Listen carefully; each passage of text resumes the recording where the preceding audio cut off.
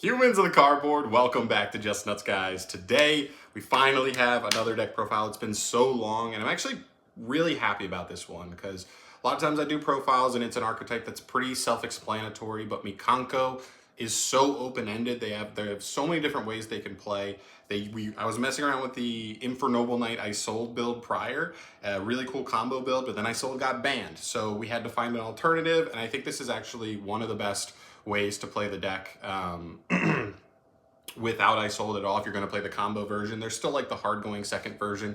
But I think this version is really, really cool. So shout out to my boy Chris first and foremost. We've been working on this together basically the whole time. He's behind the camera. But yeah, a lot of like literally for 2 weeks we've been working on this list, and we think we found a really cool way to play the deck that I think even can still evolve going forward. It's not a complete finished product, but I feel pretty damn good about where it is right now. So we're going to show it off here today. All right, let's go down. One more shout out real quick before we jump into the actual list. Shout out to KP from Team PCD. We saw his profile when he topped the regional. He got top 16 with the Predaplant engine in his list. We tried that version out. We liked a lot of cool ideas in it, but we ended up moving a good bit around. So we think we've kind of done some cool edits here. So shout out to him. He kind of started the inspiration here. But let's get into the actual list. All right, starting off with our main deck here, of course, you start with the Mikanko engine. This is pretty self-explanatory at this point. 3-0 Hime, she's a great card. She gets you into your engine super generically. Unfortunately, there's not too many great ways to search her herself out. There's a couple of niche ways to do it, but not throughout the rest of the engine. It has to be like hard-drawn cards usually, or Herald of Arclight. But definitely a centerpiece of the Mikanko cards. You like to end on her all the time. Then for the little Mikankos, we're playing 2 Hare and we're playing 2 Huli. No Nini. I keep looking at Nini and I keep going, man, if only it worked on both turns. But unfortunately, because she's only your opponent's turn, she's just not worth it overall. The deck has better interruptions to set up, but I think 2 and 2 is a decent ratio because you need enough names still in the deck after turn 1 to grind with Arabesque, but you also want to keep getting names in grave at a decent pace as well, so that way when you need to use Mayawashi Dori later in the game, every time you use it, the monster, if it gets outed, it gets banished. So you need to keep having names rotatable to keep it reborning with that, so that your grind game is good enough. But these cards are great respectively, and they get the job done. Next up, our main normal summon in the deck, triple copies of Gen, the Diamond Tiger, and 2 copies of Ken, the Warrior Dragon. I've seen in KP's list, I think he was on 3 and 3, and I think the list before I sold got hit, it was 3 and 3, because you just want to see either one with a triple tactics card at all cost. In this deck, you don't have to see those cards. It's nice, but I'm not sure it's worth the potential brick of drawing like multiple of these and or drawing like multiple copies of either Talents or Thrust. So we're playing a more balanced way.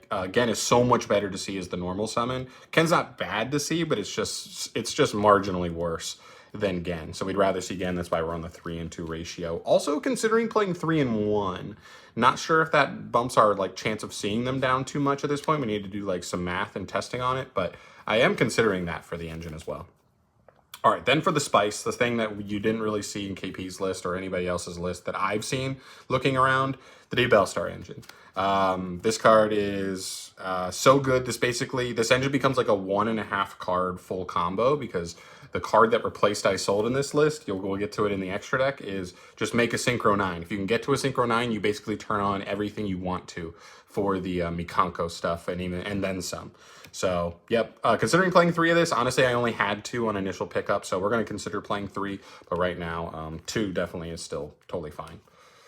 For your other fire stuff, 1 Jet Synchron, 1 Fengli, the Soldier Palm. I know this is a weird one. We'll get this will make way more sense when we get to the extra deck. And then 1 copy of Renaud and 1 copy of Oliver. So Jet Synchron is the main target you usually summon off of your Diabellstar package, your Sinful Spoil stuff. Sometimes you can summon Renaud in like niche situations. And then I guess if you already had drawn these or something, you could still go for Soldier Palm. So it's nice to have another target, but normally it's Jet Synchron for the main combo. Otherwise, this card comes up. It's a pretty ugly brick, not gonna lie to you. But when I saw people messing around with like the World Chalice engine and IB, that engine plays like 2 bricks essentially, and this engine only plays 1. So I actually liked it more overall. And then Renaud and Oliver, there's an argument to play 1 but not both. But honestly, in testing, we found that both can come up. I honestly think it just needs more testing. I think I think we'll come to a conclusion at some point that 1 is definitely better than the other, and we'll move forward with just 1. But for now, it's kind of hard to say. We've had duels where like literally both come up on turn 1, and they both make your board better and play through interruptions, and it's actually pretty good. So right now we're messing with both, but again, they're not the best cards to draw in hand, so I don't necessarily want to play both going forward. All right, next up here, we move to the spells. Obviously, for the Mikanko stuff, 3 Arabesque. I don't need to explain this. This is one of the most insane like engine cards I've ever read. The fact that it's like you just don't see this. Like I think it's such a cool card that it's like not only like one of your best engine starters, but it's a board breaker going second at the same time, which is insane. And then one of the other 3, 1 Fire Dance, 1 Maya Washidori, and 1 Rondo. This you just have to play so you can set up Interruption, even though it's a brick. Washidori is just the best grind game card in your deck, basically. And then Fire Dance, good extender when you kind of have full combo. It lets you just get even further. But one of each has been fine for us. We haven't really seen much reason to play more. Washidori is just crazy because it doesn't banish itself. It banishes the monster, so you don't need multiple of it. If somebody's going to waste a DD Crow or something on it, then that's fine. That's a resource our opponent is going to have to allocate to that card, and we have other ways to play. For the last 2 equips in the deck, 1 Durendal and 1 Snatch Steal. Durendal is part of the combo. That's how you get access to Renaud and Oliver in most cases, and then Snatch Steal is just too good in this deck now. Not only is it just a good board breaker going second, but the fact that we can like quick effect equip this in multiple different instances is crazy, even straight from the deck. So it shouldn't have been unbanned because of this deck. I mean, they banned I Sold, which like probably was correct if you're going to release Snatch Steal, but Power Tool Braver Dragon exists, so yeah. And so does just Mikanko being able to pull it out of the deck anyway. All right, and the last Mikanko card for the spells is Ceremony. 2 of this just for in the grind. Sometimes you need the second to summon Ohime again. Sometimes summoning it once just isn't enough to get the game. So you do have to play 2. It's not always terrible. As long as you see a way to the engine to turn it on, this card is actually pretty good to have because it means your Ohime doesn't have to search it. It can search something better, more utility, but yeah. Still playing the fusion stuff. We're not on the Predaplane engine, so you don't find these quite as consistently as you did in the other build. But they're still just good extenders that allow you to play through interaction and get you into your combo, which is really cool. So we have actually new cards in the extract that we're playing instead of what you saw from KP's list. But still really good cards. There's a world where I mess around with a build where these actually aren't even a part of the deck at all. But we'll see. They're still just good extenders through and through, so I can't complain. Plus with SP Little Knight and like Typhon in the game now, simple extenders like this actually get you like pretty significant payoff. Even if you're not going combo, you're getting into like a good removal / interruption card or just like a board breaker like Typhon. So I still think there's good value there. All right, for more of the Sinful Spoil stuff, 3 copies of Wanted. Don't need to explain this too much. It's the best card you want to see from that engine every time. Not only because it gets you the draw later on, which does help you recoup hand advantage, but also because it's a quick play, so you can fire it in the draw phase and not lose to draw as hard. Original Sinful Spoils, got to play this. This is summoning Jet Synchron most of the time. Really good. 3 copies of Preparation of Rites, just consistency. This is just literally 3 more copies of Ohime. We're on a 47 card list, I think, here. 48, I think. Is it 48? Oh, it went up to 48, yeah, because of, yeah. So, like, at least in a 40 card list, sometimes I would notice that, like, we draw multiple ways of Ohime, and it's, like, not good if you have, like, 3 Ohimes, because this isn't searching anything else. It's just Ohime. So this is essentially 6 Ohime. You don't want 3 of those in your hand. Especially if you already have a good discard in your hand. There, a little more last consistency card, Rhoda. It is what it is. It usually grabs Gen, and there could be really fringe situations where it grabs Hare, Renaud, or Oliver as well. 2 Thrust and 3 Talents.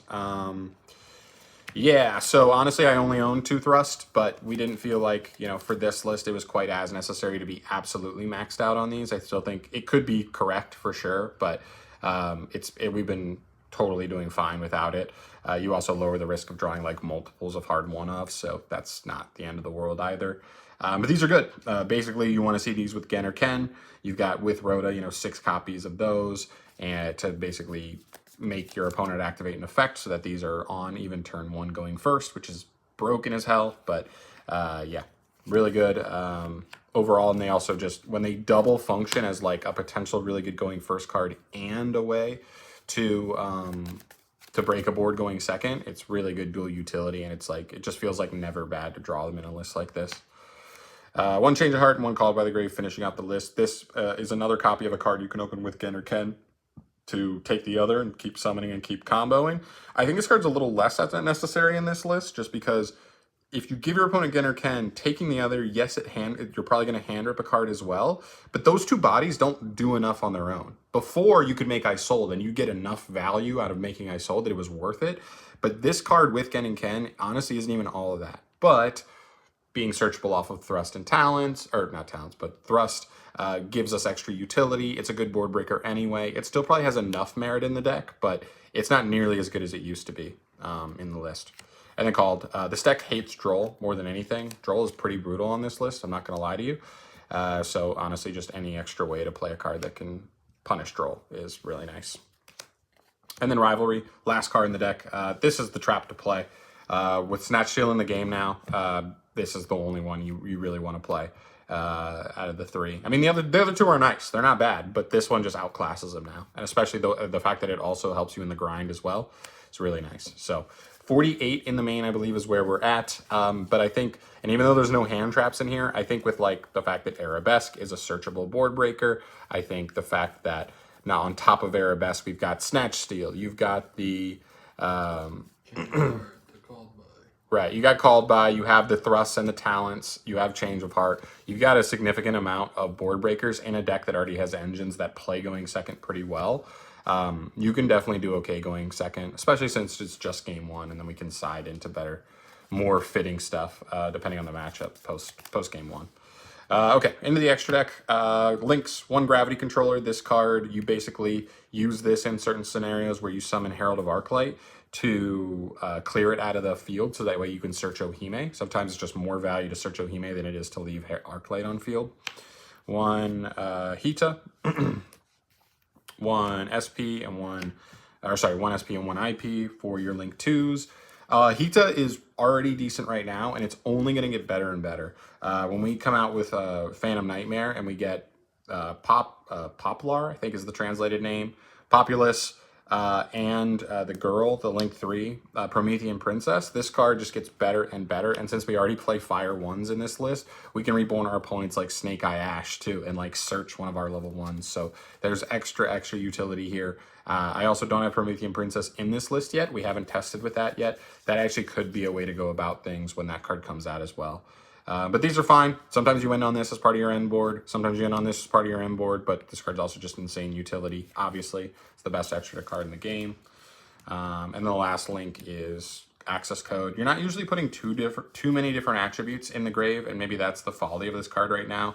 But it allows us to basically like get kills sometimes. Like if our opponent's not going to give us bodies big enough for the Mikankos to deal damage, then we need to have an alternate win condition, and he's just big enough with at least 1, maybe 2 pops, and he can actually get home in those scenarios.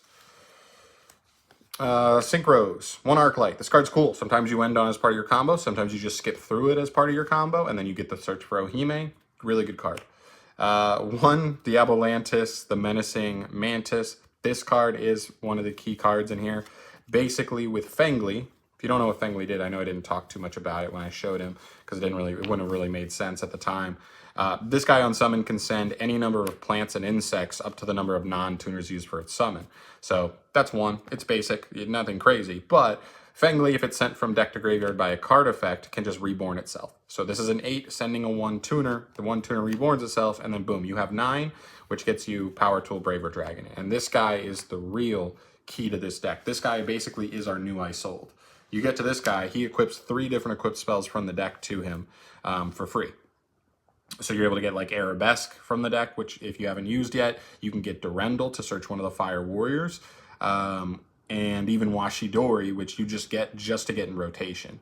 So this card's actually really strong, and it's a walking imperm, which is like low-key kind of nice, because if we do get drolled and we can't resolve, like Durendal or Arabesque isn't even worth it, because you're not going to get the search from whatever you summon. This card being a walking imperm still at least leaves you with an interruption and grind game, potentially, with without having to like play fully into droll. So that's really cool. But yeah, this is the card you normally make with all your level 8 stuff. And then this card comes up if you draw Fengli, basically. If you have any discard outlet to put Fengli in grave, you just make this instead of this. So you just reborn the Fengli and get to the 9, make Power Tool. And like, it's literally like, if you make Power Tool and he resolves, you get so much advantage off of him. And I love that he's not ashable either, because he just equips from deck. So he's only really getting hit by like Imperm Veiler to like get negated like that, which is really cool. Last Synchro is Barone. With like Jet Synchron, a lot of times you don't even need to use Jet Synchron's effect to get to Power Tool Braver, and so you're able to make Power Tool Braver, and then after Power Tool Braver, you just discard a card to reborn Jet and go into this. It's pretty good. It's just so much safer. This deck's boards before usually didn't end on negates very often, and so being able to end on an actual negate really feels clean. To help shore you up versus like a nasty board breaker, like Evenly or something that could have been really annoying before. For your instant fusion and ready fusion targets, you've got 1 Sea Monster Theseus and 1 copy of Dragoness, the Wicked Knight. I will say this card should be Cherubine, the Flare Swordsman, I think is his name. It's just fire. The only real difference is that as we get into Snake Eye format, full Snake Eye format, I wanted a fire extender to be able to make like Hita more often, basically, or guarantee a fire engrave, so that way if we make Promethean Princess next format, we guarantees we already have a fire to reborn and keep extending. And then Theseus is just your level 5 tuner. The deck puts 3s on field super easily, whether it's the Mikankos, whether it's Gen or Ken. You put a 3 on the field, you make this gets you to Diabellstar, you send Fengli, and then you make Power Tool Braver, and you go. And that's basically the idea of the deck. And then for the last couple cards, your Exceeds. The reason we played Cherubine or Dragoness is just as a level 3 extender. Two reasons, actually. 2 small reasons. I didn't even touch on this as well. If you open exactly your 1 of Instant Fusion and Ready Fusion and no other way to play, you can go summon a level 3 non-tuner, summon a level 3 tuner, or level 5 tuner, and boom, make Diabellstar. There's your combo. You get to Braver. You turned your whole engine on and it saved a duel.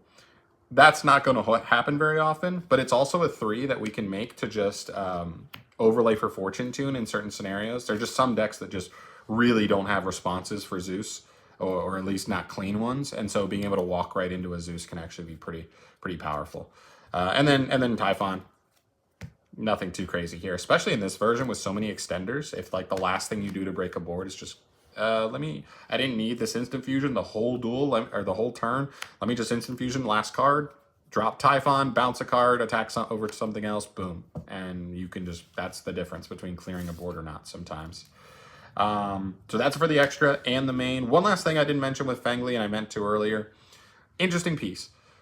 Glow Bulb is unbanned in the OCG. It got unbanned a couple ban lists ago, and it hasn't really done much. I know it was in a couple of their like tier limit builds before they officially axed tier limit on their ban lists.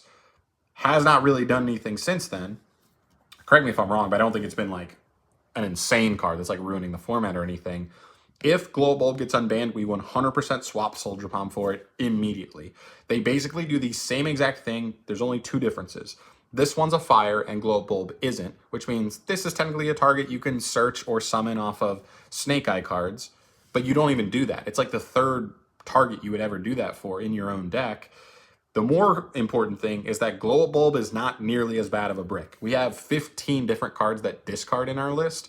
So drawing Glow Bulb, discarding it, it still extends itself back onto the field. This card does not. It's just a dead brick at that point and needs to just go to grave. And so Glow Bulb is just infinitely better if it gets unbanned in the TCG. I think it can. I think it should without Hulk and stuff. I don't think it's really a problem card at this point. But it would just make this deck marginally better by basically not needing to play like the biggest brick in the deck anymore. But yeah, that's basically it. Hopefully this was pretty in-depth and it made a lot of sense. Hopefully I did a good job explaining it. It's been a while, But like I said at the beginning of the video, pretty proud of this one. This is one of the first lists in a long while for me where we've kind of taken it from scratch. Like, we took inspiration from KP, but like really ripped it down to the studs and like started over and really like tried to, I looked at like every engine that could possibly be thrown in here. We looked at Punk, we looked at a bunch of other things that had promise, and this is where we ended up. And I think it's a pretty cool list. I think it's a really good start of reviving combo Mikanko without Isold. And hopefully things continue from here, and maybe we can still find some good solutions going forward. But I think this deck's really cool. So does Chris. He's going to be playing it the upcoming weeks. We may update this list if we find out some things with more testing and change enough where it's worth talking about again. But that's everything for today, guys. Thank you so much for watching, as always. Subscribe to the channel for more stuff from me. Let me know your thoughts down below on the list. If you have any suggestions at all, please throw them down there. Me and Chris are always open to changes and just opinions. If you're a Mikanko player, do you mess around with this type of stuff? Please let us know if there's anything you think is worth considering. And yeah, we're out of here. Thanks for watching. Peace.